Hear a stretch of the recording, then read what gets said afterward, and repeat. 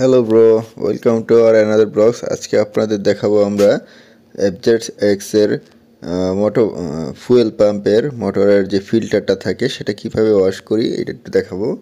তো এই যে দেখুন, আমরা গাড়ি থেকে টাঙ্কিটা খুলে ফেললাম এবং একটু খুলে ফেলার পরে এই যে দেখুন, আমরা যে মোটরটি এটি গাড়ি থেকে আনইনস্টল করলাম। এই যে দেখুন, এটি সেই ফুয়েল পাম্প। তো এই যে ফুয়েল পাম্প থেকে আমরা ফিল্টারটি আলাদা করে নিলাম।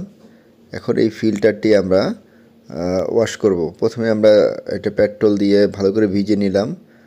পেট্রোলটা ভিতরের দিকে দিলাম কিছুটা। এখন আমরা বাতাস দিয়ে খুব সুন্দরভাবে স্প্রে করে পরিষ্কার করব।